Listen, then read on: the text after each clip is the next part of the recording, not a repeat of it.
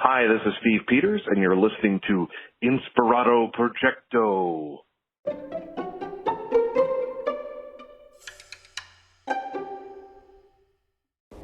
Wow, I am so excited to share this part 2, this riveting conversation with Steve Peters and Nick Tierce, the masterminds behind Mesmer and Braid. Go to mesmerandbraid.com. This is an alternate reality game. If you don't know what that is, you will know what that is soon enough. And plus, you always got the Google machine there to check it out. Hold on to your hats, because this is going to knock your socks off. There is so much information here, so complex, so convoluted. Mesmer and Braid is one side of the coin of a game called Hollow Vista. What I would say it's more of a quantum coin, a multi-layered, multi-leveled yin-yang, so to speak.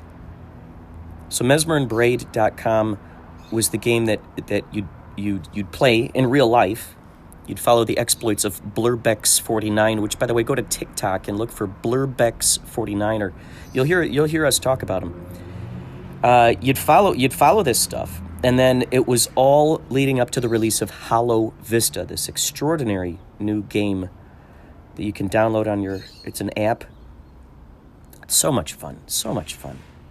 This was recorded through the Anchor app. And what happens sometimes with these situations is that you get these technical surprises, as David Lynch calls them, happy accidents. And you'll notice there's a glitch in here where it sounds like I'm talking over them or they are talking over me. That is not the case. Well, tiny portions is the case, because we're so excited to get out the information that we're inspired to get out. However, there are parts where I might say an entire sentence directly underneath the sentence of something that Steve is saying, or Steve starts talking underneath something I'm saying. It's not that we're doing that intentionally. It's so strange how the sound mix happened to work that way, and I did the best I could in alleviating some of that stuff, but there was so much good information I could not chop out a lot of it. Doesn't happen all the time, it just happens sometimes. So I'm just kind of forewarning you. It does not ruin the experience. I would say it even enhances it.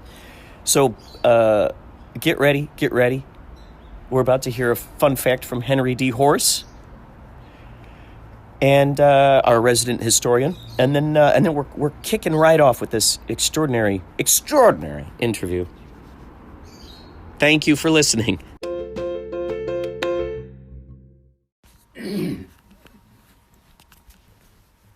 Ready? Yoda was almost played by a monkey. According to the book The Making of Star Wars by J.W. Rinsler, George Lucas originally planned for Yoda to be played by an adorable monkey wearing a mask and carrying a cane. What do you think of that? Stay tuned to Inspirado Projecto for more fun facts.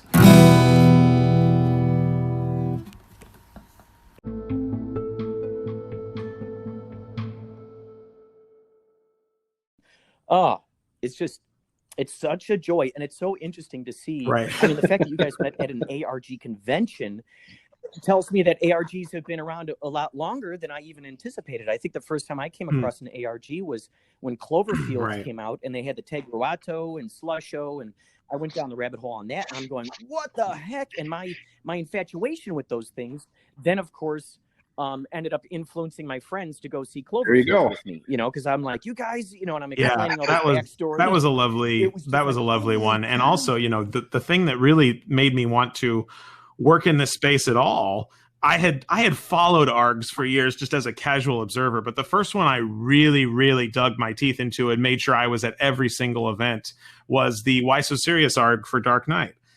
Oh my God! I remember when that was there. Oh, that's cool. What kind of things Comic Con hunt was one of the most incredible things. And when I played that, I thought to myself, "Oh my God, I've never done anything like this. I'm going to work with the guy who designed this by hook or by crook." And sure enough, here I am today talking to you with the guy who did. Oh, dude, you gotta be kidding me! This is great. Oh my God.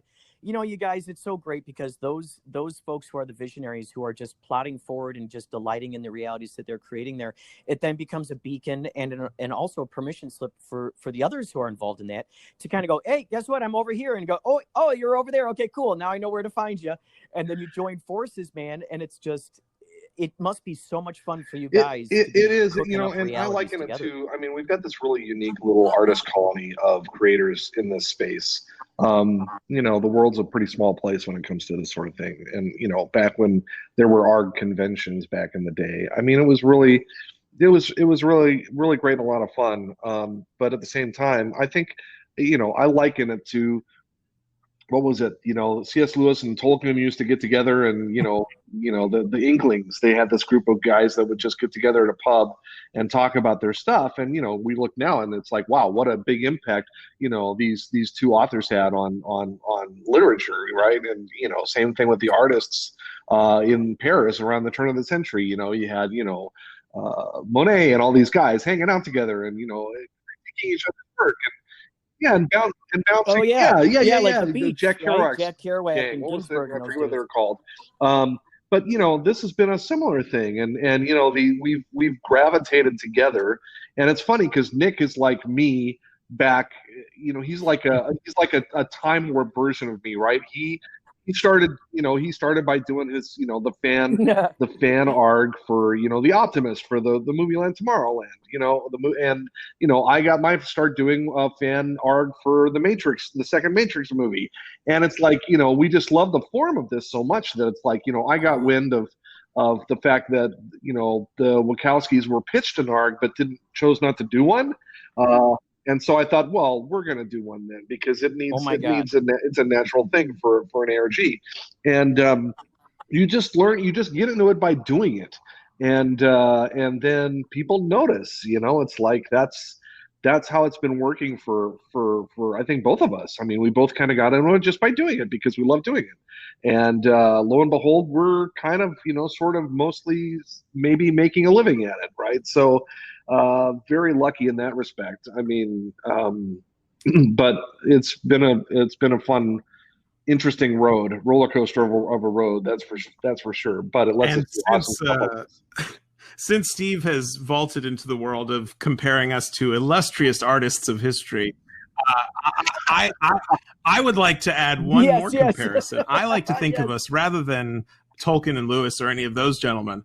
I like to think of Steve and me and all of our buddies more like the American Zoetrope guys. Sure. So Steve, you're Coppola. It's great. Oh, I don't know. Yeah, I think so. No, I think so. I think you're Coppola. I love it. The Coppola of ARG. I'm quoting you. That's perfect. Well, I'm definitely the oldest one, so that's for sure. Oh my God! Now, did you guys? You had to have been Dungeon Masters growing up. Were you guys? My nerd secret, my nerd confession is I've never played a full game of Dungeons and Dragons in my life. Yeah, no. This is another way in which Steve and I are very similar. My greatest shame as a fan is that I've never actually done any pen and paper role play, but I've read the documentation. I've poured over some of the books. I enjoy it conceptually, but the opportunity really hasn't come up for me, and it is something I am seeking out, particularly right now. And I have nothing but respect for that form, and I think that the lessons learned there have a huge influence on the type of stuff that we do. Holy moly, dude! You guys would be phenomenal. Well, on so many levels, which I'm sure you've already discussed. First of all, inventing your own role-playing game, too, which you're already doing with ARGs, but I could totally imagine, one where people can just kind of bring along with them. I can also imagine you guys being really good at... Oh, yeah, that sort of stuff, absolutely. I mean... very formative. But yeah, I'm the same, pencil and paper, pen and paper games, tabletop games back then. I mean, and I'm of an age when, I just wasn't secure enough in my personhood that was a little even too nerdy for me. I had a terrible social life already as it was. If I wanted to go down that road, it was going to get even worse. So, no, I mean, I was a theater geek, that was bad enough, right? So it's like, if I want to, I was go to computer lab, and that was geeky enough. But I'm just, I don't know, I'm too much of an introvert even for, D&D games with, I just get too self-conscious. It's like, no, I'll just, let's do this other thing instead. So leave it up to those guys. It's like LARPing. It's like, even when I'm LARPing or even when I'm doing things and I love it, I'm always so self-conscious. And it's like, Steve does have some legendary werewolf stories, though. I do. Oh boy. Did you set up some werewolf? The game Werewolf. I don't know if you're familiar with the game Werewolf. It's kind of a party game where you're a bunch of villagers and one of you is a werewolf. It's very similar to that game that's popular right now that I can't think of the name of right now. That's basically a game of werewolf where you got to figure out who the mole is among you, and it's a social engineering. It's a social parlor game. Yeah, it's a social parlor game, and I was playing this. What I learned, I look back on as kind of this epic game of werewolf, and because sitting at the table with me beyond, Alon Lee, was I'm sitting next to, Nolan Bushnell, who, founded Atari, and then sitting next to me was a woman God. that I was actually, I hate to say I was a little flirtatious with, and then kind of come to realize that she was Lisa Joy, who is the wife of Jonah Nolan, who is, now they're doing Westworld and all this kind of stuff. And then also Damon Lindelof was at the table with us as well. And it was like, and I'm like, what do I stand a chance? And sure enough, Damon Lindelof led the villagers to, kill me as he, as his patsy, because he was actually the werewolf himself. And I went on to, I wish I'd have been recording it, because actually I came off with tons of respect for Damon Lindelof, because he did this strategy thing later in the game that I was just floored. My jaw hit the ground. He did like a double, triple, triple conversion. That was like, it was legendary. But anyway, that was like one of those. Yeah, I look back on it and it's like, did that really happen? Man. But yeah. Whoa, man! I mean, that's like with the kind of screenplay that someone would just invent. It's like a Twilight Zone episode. It's like, let's put Steve in a room. A game of werewolf. It could have fit right into Westworld season 1. It totally is. It kind of would. That's crazy.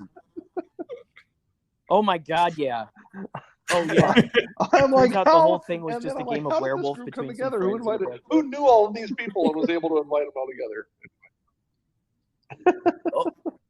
Oh my God, how crazy, dude. Oh my God, that's amazing. That is amazing. Now, you said you did theater back in the day. Are you versed in improvisation? You guys I did a lot of theater in my younger days. I was a musician the first half of my career, and I did a lot of music direction for musical theaters back in the day. I acted a little bit too, but it was mostly music. Keyboard and what did you play? I was the guy with the baton down in the pit orchestra a lot of times. So that was fun. Yeah. Oh, cool. Yeah, I was in an improv troupe actually. Did you have improv for a number of years? Some guys who and I we met in high school doing the improv in high school, and then we decided, we could probably go do events, and so we just kind of went on the road doing little events here and there as an improv troupe. That was a lot of fun. But yeah, no, like Steve, I was also a theater guy. More on the performance side when I was in high school, and that was sort of my identity at that time. And you're not wrong in observing. There are lessons in improv that apply to absolutely everything in life. Honestly, I mean, I don't think I realized that about you, Nick, that you were in an improv troupe as well. Absolutely, was that, and very, very briefly, I was a magician. Yeah, I was a magician. That's my other sad confession. Living in Los Angeles, I've never been to the Magic Castle before. It's okay. It took me years and years to finally get there. So I'll take you sometime. What about a theme park? Once things reopen again, that would be definitely is a thing to do. But yeah, I was a magician until the time I did my first thing. I did a kids party as my first professional gig, and they hated me. The kids booed me, and I'm like, all right, no, I'm done. I'm not doing no. Oh, no. What? I don't even remember. My finishing move was just putting my tail between my legs and running out of there. He made himself disappear. Yeah, I did. I made myself disappear. Yeah. My greatest act was, making myself disappear. Oh my God. So the kids. I was getting great imagery Stavini. here. So okay, so the kids just Stavini. didn't I like. was all the Did store you bought try to pull a rabbit out of magic the hat, tricks you or can think what? of back in the day. I Oh yeah, love back it, in the dude. day, Yeah, you could go yeah. to Save On Blackstone had Drugstore one and of get those, magic right? Didn't he kits, have one of those? and You open it up and. yeah. Oh my god, I love it. That's great, man. That would be a great premise for a movie, The Magic Kit Magician, where he just all of his, the cups tricks and are just those, balls, like the thumb, the thumb that comes off wilting your... magic Yeah, cane, yeah. all those kind of things. Yeah, all those. Similar the never-ending to string that the just role playing pours out games, your mouth. I had a giant copy of Mark Wilson's Magic Book. There you go. Never did any of it. Awesome. I would read how the tricks were done, and I thought, this is amazing. This is incredible. Never dipped my toe into it. I just thought the book was so impressive. I was like, this is incredible. This is a huge book. It's too much work. It's a lot of work. Yeah. Learning those tricks is too much work. I can still do a pretty good French drop, make a coin disappear. That's about it. It's just a lot of. It's like practicing the piano, man. You just got to practice. Oh, that's good. Holy cow! I mean, I was at a kids. I was DJing a kids party one time, and there was a magician there, and somehow I don't know where he was hiding the bowling ball. But somehow a bowling ball. He loaded a bowling ball. Shirt. That's hilarious. He drew it on a piece of paper, and then the bowling ball fell off the piece of paper onto the ground. He puts down a pillow, and I'm like, what's going to happen here? And he's like, oh, I'm drawing a bowling ball. Bet you didn't think this could become real, did you? You know, all of a sudden, so now Nick and I just stick to doing digital magic tricks for people. That's right. Holy cow! That's what we do. Yeah. So, how many never ARPs do you enough. guys have cooking up at any one time? It's funny because it sucks too, because it's like I did a count, and by my count, I have done this marked my 30th project that was ARG or ARG-like, that had a little bit of ARG in it. But the sad part is most of the time is taken up like hustling up the business and like doing the design and doing all the other stuff, right? That takes up 99% of the time. It's like these last 6 weeks of doing Mesmer and Braid, those are like gold, right? Those are when the game is actually live and the game is afoot. That's the best time, but man, it just happens nowhere near as often as I'd like. No, it's not. It's not something. It's not as in vogue now as it was maybe 10 years ago. But it should be. I think there's a lot of lessons you can take from alternate reality games that I apply to projects that I would not describe as alternate reality games. Just for the sake of setting expectations, because I think that comes with a lot of puzzle expectations. But the idea of how you tell a story there, I think, can be very compelling for projects that don't want to have a full campaign. You think of the real world, like when Serial was going live for the first time, they had their podcast, but then the blog post for every episode had all these scans of things, and I'm like, well, why wouldn't you do that? And it's not necessarily to say that it's a rabbit hole for a huge puzzle experience, but it allows you to flesh out the story world a little bit and to allow the audience to draw correlations that are not being directly drawn in the media itself. And so that's kind of a lot of where I try and bring that into other things, because I do a lot of other projects that would never be called alternate reality games, but that mentality carries through of how can we make room for the audience? That's kind of what I always go back to is can we bring them into the fiction in a responsible way?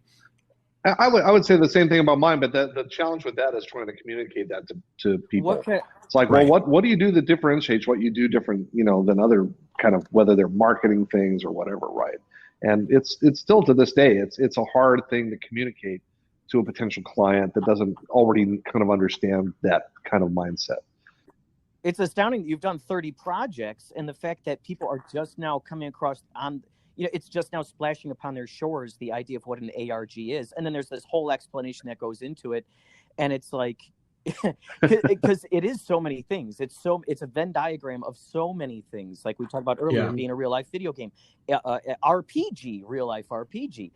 It's being able to solve puzzles and use your critical thinking and collaborative skills, and I mean it's so many little pieces that fit in there together, and then so many variations within that. So for instance, you got your quarantine version, where instead of people going out there and finding locations, you got your one avatar person that everyone's kind of living vicariously through and sending ideas to. You got your version where there are people out there finding the geocaches, and there are websites and websites and websites to those.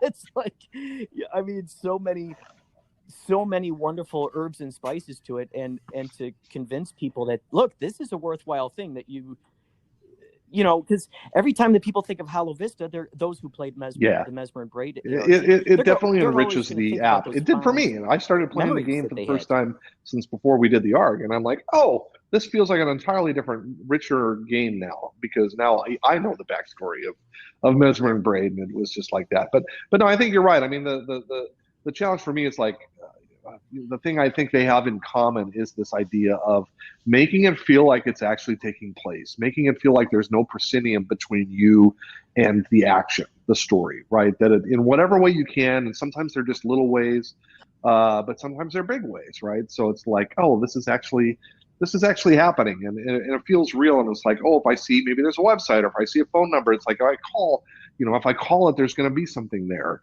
It just, and the idea of it's like you're not being told a story, you're discovering the story, and you're telling it to yourself whenever possible. I think those are the hallmarks of the projects I try and do. And like Nick, I try and insert as much of that as I can, even with the Sea of Thieves, the banana quest. That wasn't really an ARG as it was just kind of a classic puzzle trail, but we tried to insert as much of that whenever we could. That kind of idea, it's like, oh, well, let's have pirates in actual places in the real world that they go find, right? As opposed to just like, oh, go to this eBay site and find this map, and stuff like that digitally. It's like, let's put it in the real world whenever we can. So, and that's another thing where it's like, even in what you call a traditional puzzle trail, there are ways. Steve is the master at this, and I've tried to inherit as much of this as I possibly can. But the idea of what type of interaction you're asking the player to do can be a mechanism for story. And it can be the type of cipher, the type of obfuscation that you're using, the way one thing leads into another, that on its own can enrich a story world. And one example that I'm working on right now, I've been working on it for a while because animation takes longer than just about anything else to put out. But I can't say which show it is, but there's an upcoming Japanese anime show that got the idea of wanting to hide a puzzle in each episode's background art. And so the idea of a puzzle trail in the world that only the most hardcore fans would notice. But it's like, look, yeah, we could put anything on the wall or we can put anything on the desk, but we want to kind of cast puzzles in the same way you cast an actor. Yeah, what would be on the wall? Yeah. What type of ciphers did they actually use in this time period? Because it's a period show. And so the idea being, how can we have everything you do and every answer to everything you do be a rabbit hole for research into actual history, which is another unique opportunity to enrich the story. Whoa. Oh my gosh. It's so funny because the more I hear you guys talk, so Steve, you were a short-time magician. Nick, you're saying you had the book, you learned everything you could about magic, but you didn't apply it. Well, what's so funny is that everything that you guys are explaining no, it's true. are magic tricks. You're pulling off the magic tricks with human beings in real life. I go back to the movie Amelie, which it's like you're giving them an illusion. I think is actually a prototype to I Love Bees, right? There's a guy walking along and a phone rings in a phone booth, and he picks up the receiver, and magic happens, right? That's what we want to do, in whatever ways that we can. In a fun way. Yes. That isn't sending, like the movie The Game, that isn't sending somebody in a taxi off into the San Francisco Bay. Right. Yeah. Yeah. Yeah. Or The Man Who Knew Too Little, which I thought was a really good representation of an ARG before anyone had a name for it. So what do you guys have, or I should say more appropriately, how many projects do you guys have in your brains that you're thinking of would be ideal projects? I'm sure you must have somewhere you're like, oh my God, most ideal world, holy cow, we could do this, we could do all that, of them. Actually, there is one project that Nick and I are going to make an effort to try and weasel our way into somehow coming up. But that's really all we could say. I mean, there's one that's like one of those natural, bucket list kind of projects. Mm-hmm. That we are working on, but we can't say, but for me, it's like, my whole experience, I was just going to say, I've got like a list of, in my browser, I've got a bookmark tab I've been curating over the last, 15 years of, cool ideas and fun things for ARGs. But I should say my goal too is someday I want to work with Amazon and if you read a Kindle book, they know what page you're at. I want to coordinate a package arrives at your door when you reach a certain part in a book that you're reading.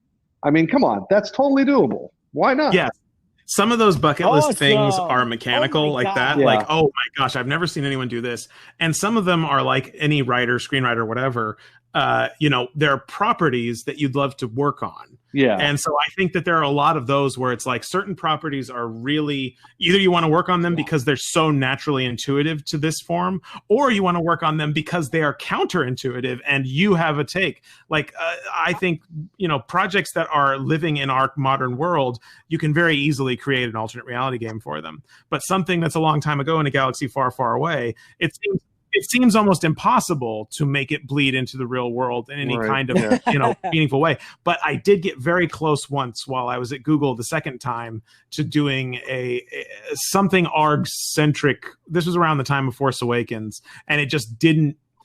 It didn't get through to them. It was not. They weren't willing to. It was a bridge they weren't willing to cross, and I really can't blame them for it. But I think someone will eventually crack that nut, and I'd like to be a part of that at some point. But there are so many other ones where it's just, oh my gosh, the universe of this property is so waiting for an alternate reality game to happen, and hopefully some of those allow it to. But who knows? It's not up to us, really.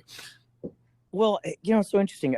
As you were talking about that, I immediately got this image in my brain of like, how back in ye olden days and people still do now, they throw the messages out there in a bottle, and then hundreds of years later, it washes up on someone's shore and like, whoa, this was written in 1870. Well, what's interesting about the galaxy far, far away, it's so funny because it's a long time ago in a galaxy far, far away. How long ago, we don't know, but look at how advanced these civilizations were in the stuff.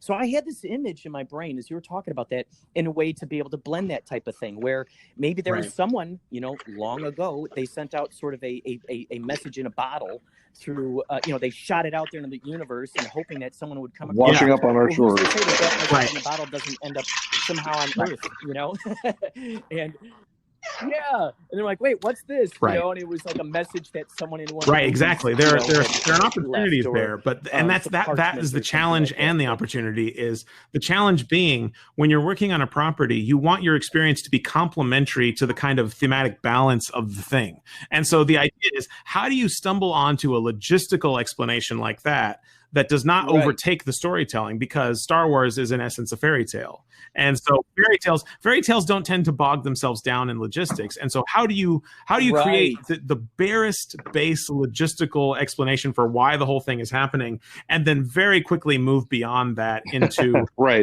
how is this experience like that one? Like with Hollow Vista, we decided very early that it was like, look, the mobile game is going to be, very much scrub your screen looking for objects. How can we have that look and find mechanic be replicated in an alternate reality situation? And so we did that as often as we could, probably not as much as we should have. But, there was a couple of moments where it's like, no, the players had to notice something that Blurbex didn't notice.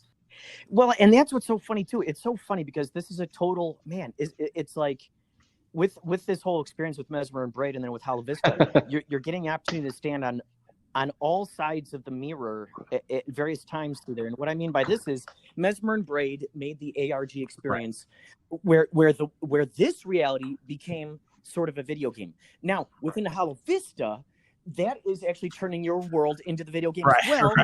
Whether you use your finger to scrub around and look for the thing, or whether you're spinning yourself around in your house, you're taking photos. And so now you're like looking into this you're looking at your phone and you're going, oh, what I'm really seeing is this reality. And I really love the mechanic in video games and otherwise of taking a photo. And I agree with other great thinkers who have in games who have observed how underutilized that mechanic is nowadays. And so needless to say, I am eagerly anticipating the remastered version of Pokemon Snap, which has its only mechanic in taking pictures, which that's very much my pace. Well, and I'm waiting for the VR version of Hollow Vista. Oh, that would be fantastic. That would be wonderful. Wow. Yeah. Steve and I are still very much on the VR train. Oh my God, yeah. I've been thinking so much about virtual reality lately, and I think, this ARG and virtual reality are undoubtedly just the next evolution of this whole thing. And then it gets to the point where you got of course, I'm sure you guys have thought about this, but you got the VR helmet on your head, and it just basically transposes every single thing that's already in your environment, everything. It just gives it a new skin. It just gives it, like when back in the day when they came out with Doom, and then people were making their own mods for it. It's like, oh, now you're shooting at stormtroopers, and then the next thing you're whatever it is, monsters in Alice in Wonderlandville or whatever. So now all of a sudden there's a new skin to it. So God, now wouldn't that be fun? Gosh, it's so crazy because you got ARG and then you got the other ARG, which is augmented reality game, where you're looking through your phone and you see little, leprechauns, and just like we were talking about with Pokemon Go. If you guys brainstorm about an idea before where it is an alternate reality game. I'm going to let Steve take this one because I need to take a quick bio break real quick, and then I'll be right back with you. I mean, we worked on something similar in when I was at Fourth Wall. Okay, gotcha. We were working on a project called Cathedral. That was very much that. It was an ARG, but there was also an augmented reality version of it, and it was kind of like Pokemon Go before Pokemon Go.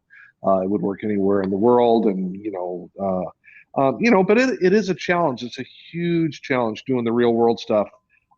There's a lot of technical challenges. There's a lot of safety and privacy challenges as well that I don't think we're addressing to the extent that I'd like to see them addressed first. I'm a very much player first kind of guy, and I keep seeing things getting in the way of using the technology for other that's not serving the player first, it's serving other people first, which I need, if that makes sense, that I need to see solved first.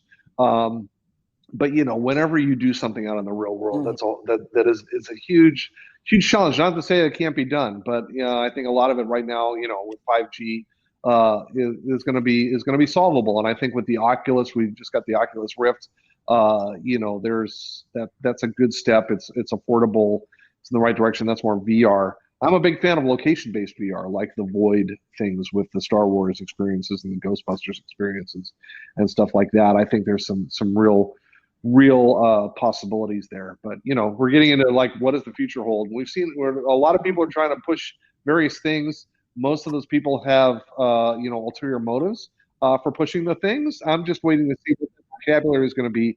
That it's like, look, and for me as an experience designer, it's always like, yeah, this is cool, but why is somebody going to do this, right? It's like, I love VR, but most of the time I can't be bothered to put on a VR headset. It's like, I just want to watch a video. I don't want to have to lug this thing around and lug it around. And holding my phone up for augmented reality, I think there is a step that's going to have to be taken, with wearables or whatever, to make that a little bit more transparent, to make the technology more transparent than it is before it really kind of hits critical mass. But at the end of the day, and I look at Pokemon Go, and obviously Pokemon Go was a big hit, and they've tried to replicate that with other properties. I think there was a Harry Potter game as well with much more limited success than Pokemon Go. And I think there's a reason, they're just kind of reskin the same experiences because that's kind of what we're limited to with the technology right now. So I think there's a future there. I'm getting very philosophical here,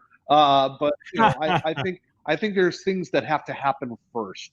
That may or may, and honestly, if we want to get really philosophical, it's like when the world opens up, I think people are the last thing they're gonna want to do is to go out in the real world and look at it through a lens.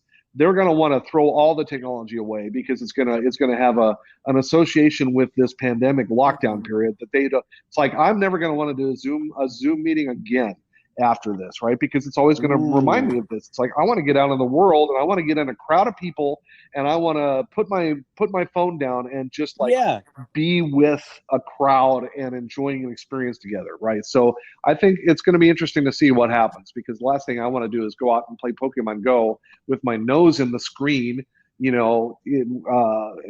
I'm finally available, allowed to go back out and be with the world and be with people again.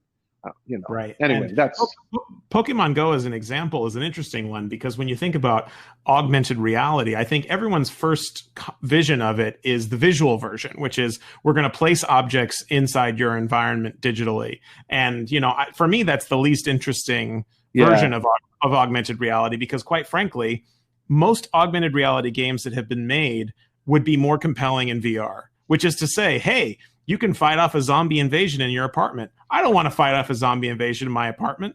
My apartment sucks. Like I want to be somewhere cool. And so for me, like with Pokemon Go, the augmented reality aspect is actually not the video thing, because most people turn that off because there's a little switch that lets you toggle off the thing. The real compelling part of it is the location-based aspect and the kind of one-to-one augmenting of reality on the map. So basically your digital map matches up to your physical map, and there is this connection.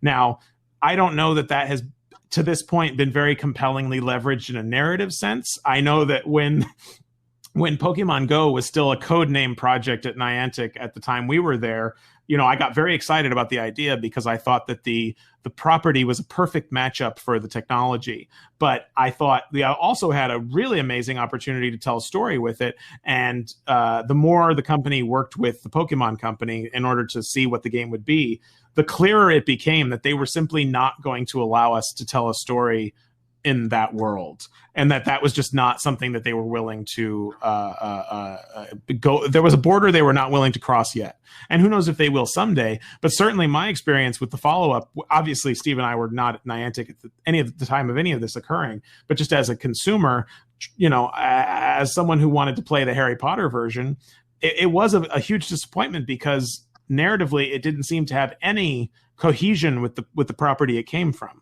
And I thought it was a huge opportunity because it's a property that deals with a secret magical world and a hidden world. So needless to say, I do actually think there are some really amazing potential projects you could do, particularly with geo-mobile gaming, games that get you out of the house, games that augment the concept of your neighborhood and your world. And I have done a lot of work in that space that has simply been shut down by the people who have commissioned it because of the risk inherent. And it is risky, but I also think that either you think that Pokemon Go is a flash in the pan accident, or you think that it is actually a new medium of gameplay. And I happen to think it is a new medium that has been completely constrained by its first example. Mm-hmm. And I think that there are so many things you could do, even non-narrative things, just mechanical things that literally no one has tried yet, because I'm going to be honest with you, it is too expensive for a small company to do. It is something that I believe only can be done at near Google scale, just due to the server costs of running a game of that size. The server costs are enormous. And I would love to paint on a canvas that large again, because the canvas is literally the earth. And there are so many opportunities for it that I worry that the train has kind of left the station on that one, and we would have to have some like Steve said, real technological advancements that make it cheaper to do before we can play. And also technology, like just when you think about it, just battery life, right? It's like you turn off stuff. It's like, because the hardcore Pokemon Go gamers, they've got like 5 battery packs with them because it just eats through the battery, right? It's like even all the cool stuff they're trying at Disneyland, or they were before the shutdown, right. It just ate through your battery life. I mean, you couldn't leave it on because your battery would die, and so I mean that's one of the limitations, I think, and bandwidth, over the air bandwidth. So I mean it's coming. I think there's going to be a little pause here, but I think Pokemon Go set some interesting precedents, and I think there'll be a little pause as technology catches up a little bit, and then I think we're going to see people trying, because really it's like all the cool stuff to try. A lot of it is that it's like, well, this is going to eat through people's batteries. If we want this thing to always be aware of, how bright, how loud your environment is, it's always got to be monitoring that. Well, that's going to eat up your battery, right? If a monster only shows up in quiet environments, for example, right? How's it going to know it's quiet without just running all the time in the background? So that's just a stupid example of, what's possible, but then it's not quite possible because of the technology. Anyway, we digress. Well, as things move forward, it's crazy how we've all seen how an expensive Nintendo NES can suddenly become $20 over the course of 40 years. Like when technology first comes out, you're going, holy moly, how much for a hard drive? No, I buy like a thumb. I vividly remember the day my family paid $400 for a DVD player in 1997. I vividly remember it. Oh my God. And it's nuts how that stuff, it's like, then it becomes so, cheap and easy to do that stuff. So I think with my what I'm imagining here, the visions I'm getting here is with the stuff that you guys are putting out there, it's at the prolific pace you are, both together and off on your own projects with bringing an awareness to ARG and all the benefits that go along with it, because I think any company that is attached with an ARG and those who play Absolutely. ARG, that company Absolutely. undoubtedly is looked at quite favorably in the eyes of those who play that ARG that's connected with it.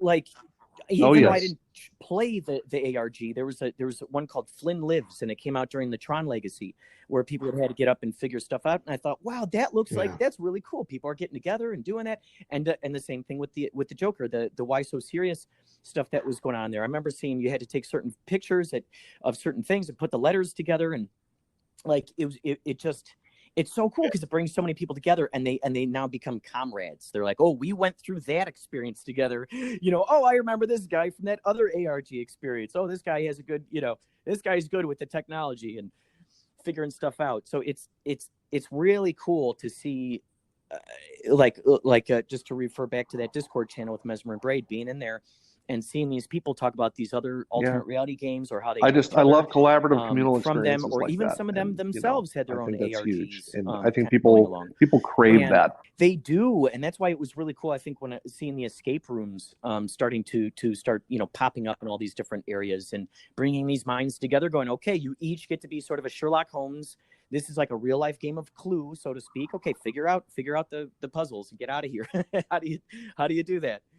And it's just fascinating to me to think that here I'm talking to you two guys who share this love and satisfaction towards creating these worlds, building these worlds for other people to go through. And just to imagine, holy cow, if there was an ARG convention, how many other people who are out there doing this same kind of thing, and it's just lifting up the evolution of consciousness, because it's showing people more and more examples of the joys that come along with working in a community and collaborating with each other, where there doesn't have to be that competitive aspect to it, where that's just like, okay, that's I'm just a collaborator. I'm not a we're competitor. just more concerned about historically, building if I connections lean here, one way, bridges, it's always and been figuring out collaboration. puzzles. Which is why I suck at sports. Man, I know what you mean. There's so much more of a joy and satisfaction when you're hanging out in a room full of friends and you're all just brainstorming and you're laughing your balls off and writing down ideas of, oh my gosh, this idea or that idea. And like, it's just such an extraordinary cheap thrill. I feel the same way about synchronicities and serendipities and all those magical things in the universe. It's just like, wow, what another great gift is being given and Mesmer and Braid gave me that. I mean, I can speak for myself out of both the of us. It matrix was just and like see that during there's this magic out time, there. it was as much fun for us to do as it was for people to do it. I hope. Yeah. It's the most fun thing I've done during the lockdown for sure. It's just a pleasure. So how much of this stuff that you guys had pre-planned for Mesmer and Braid was, let's see, I get what I'm imagining is two different, like, or working concurrently. One thing where you got the whole idea of Mesmer and Braid and you're going, okay, no matter what, here's the train of thought, here's where it's going all the way through. Or was it one of those things where you're going, oh, this is still kind of a malleable thing, like we can still take suggestions from what the audience is saying? We knew the shape of the mystery, and we knew the story points that we wanted to hit, and we had designed out in advance the broad mechanics of how you would get there. But again, you want to leave unpainted canvas to be responsive to the audience, and that ranges from difficulty, where there's a thing where, okay, we can make this a very simple puzzle, or we can make it a 2 or 3 step puzzle, and we're just going to feel out what's appropriate for each one. And you kind of leave some of those things broad. From a story perspective, for me, it was, we had sketched out what every asset needed to be and kind of what point it needed to get across.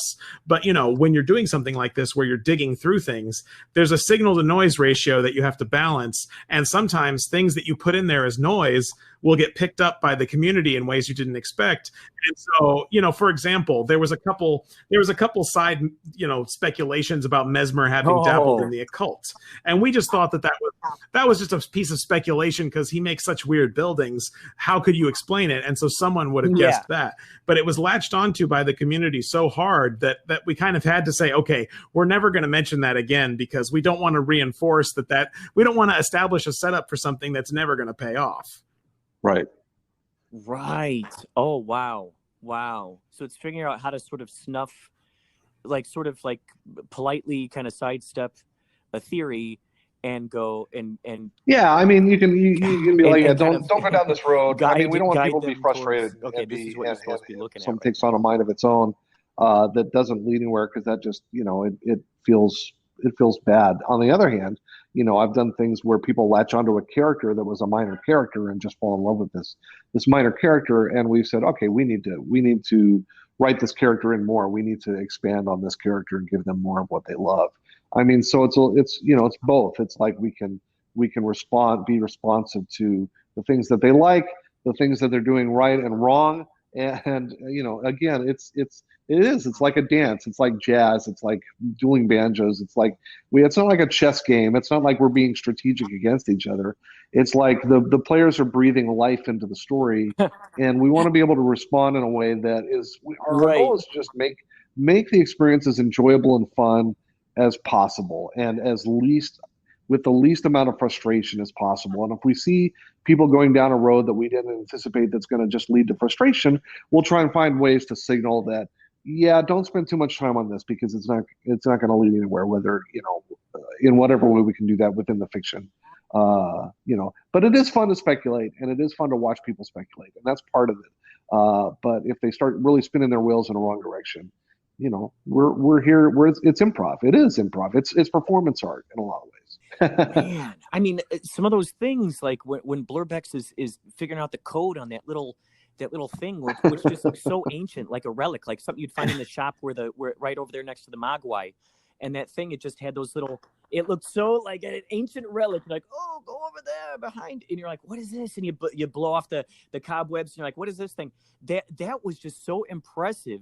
How long did it take to make that thing? And then second of all, that's a very high compliment, because so how long did it take to make that? We did receive some feedback that certain objects people felt were not distressed enough, and it's a difficult balance to distress something, because I think there's an expectation, I don't know if it's through movies or whatnot, but there's an expectation that objects that are old will be much dirtier than they actually would be in reality.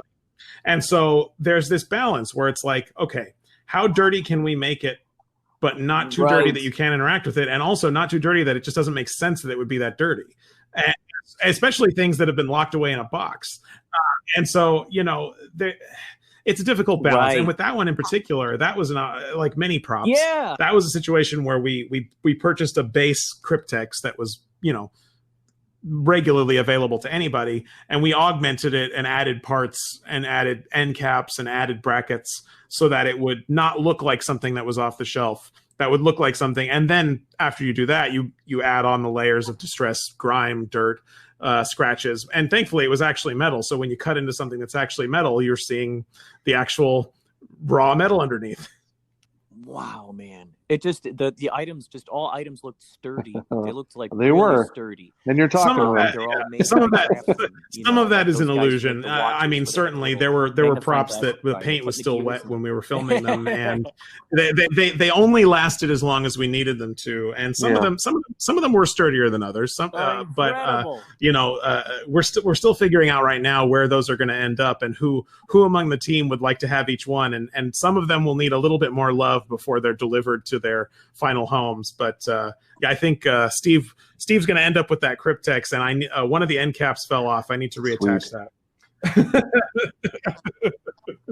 Now with the codes, okay, you guys were talking about it's a dance, it's jazz, it's improv with the audience, and when you got a treasure trove of different codes, and the steps involved with figuring out those codes, and how do you determine in your brain, like number one, you're thinking, okay, well, I don't want to insult the intelligence of these ARGers, AR gamers here.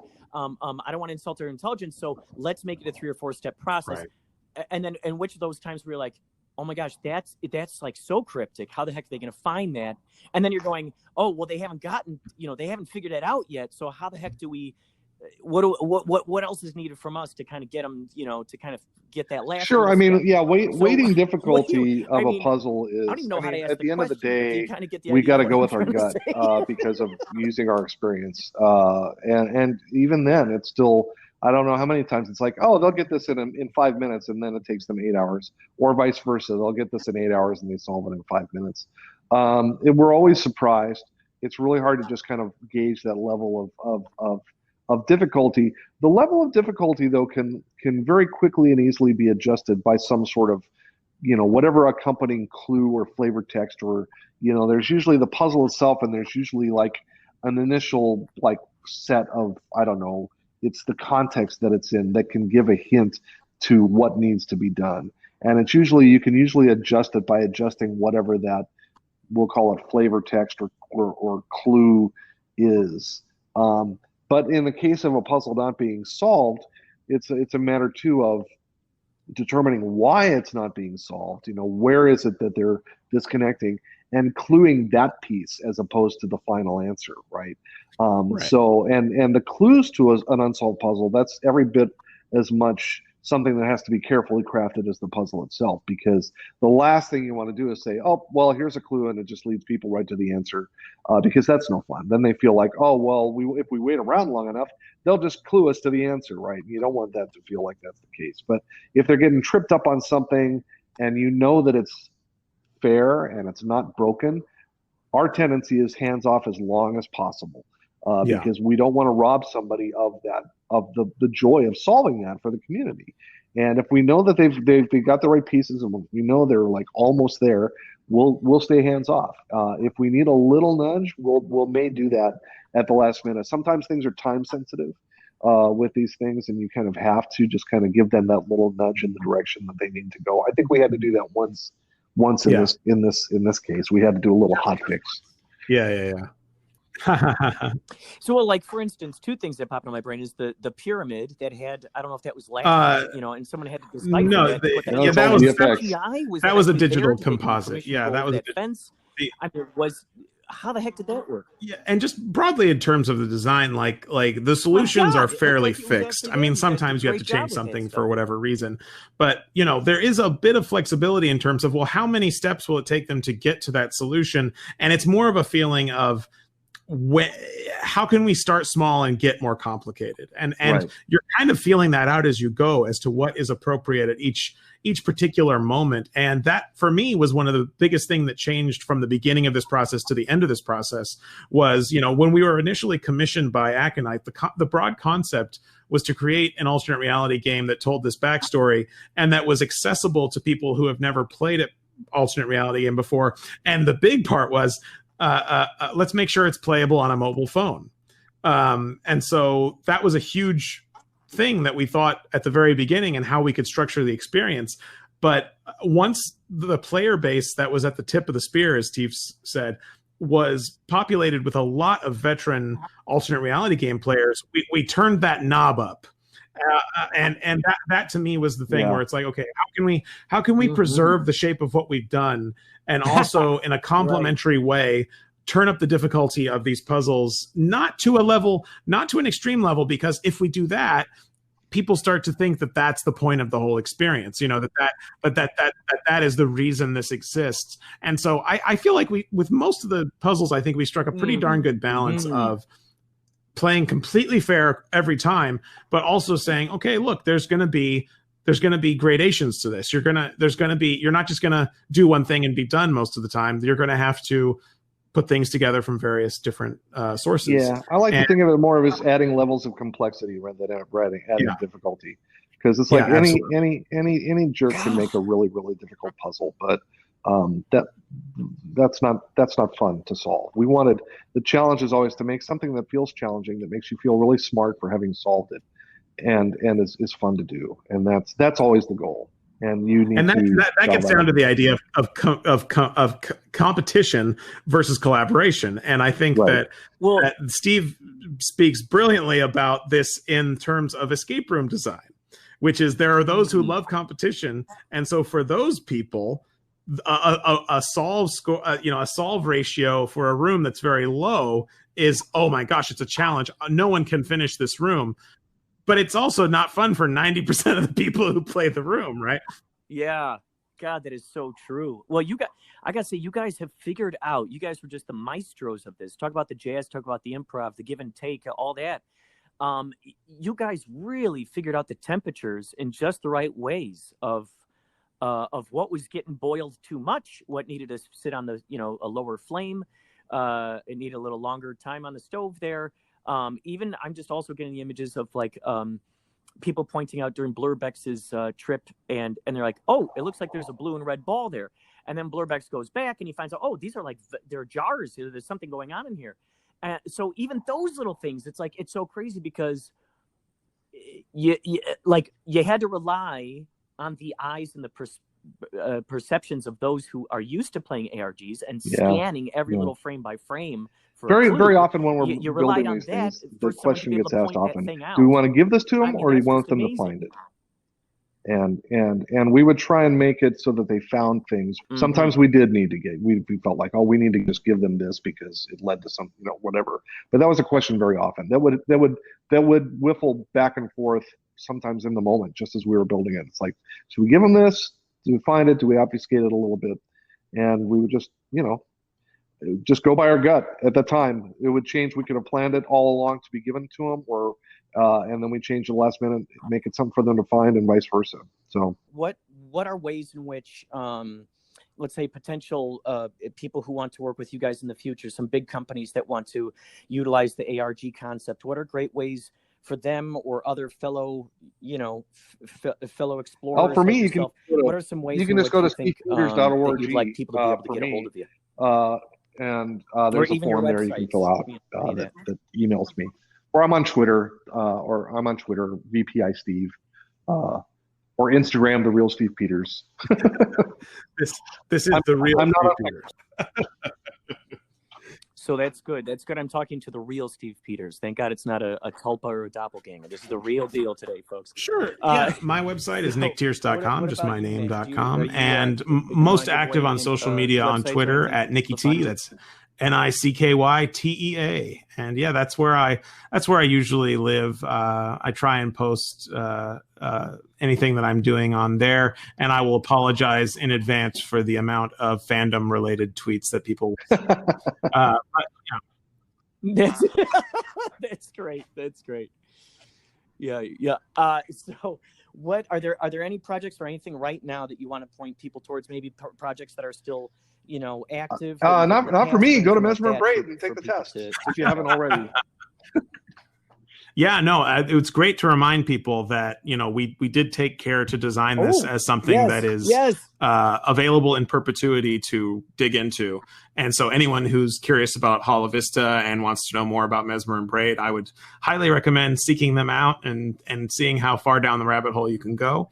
And I would say if you want to see more stuff like this, like support companies like Aconite and Hala Vista, because the more info that we can have, the more cases of success that we can show for alternate reality games, the more likely other people will start to take a second look at them as viable ways of not only telling stories but promoting things and just amazing stuff. I think they get overlooked in a lot of ways, and I'm one of the few people out there that still believes in them as a viable format when done correctly.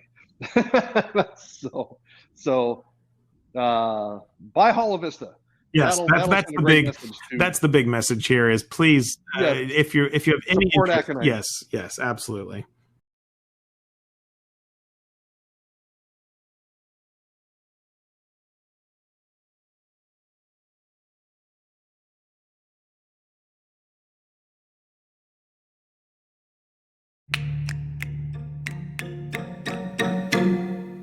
Hi, this is Nick Tierce, and you're listening to Inspirado Projecto.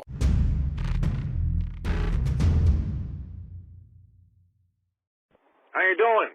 This here's Tony Clifton. Nothing could be finer than to be in Carolina in the morning. How you doing there, Wise Finger Lab? I've been in Las Vegas. I've been hanging out with the chickies. And I don't like what Zamuta's been doing. He's been playing me, and I don't look like Zamuta. I'm real tall, Zamuta's a short guy, very short. And, Kaufman was more how tall I am. But, yeah, that Kaufman, man, he was, what a poser, So anyway, thanks for listening, and I'll talk to y'all later.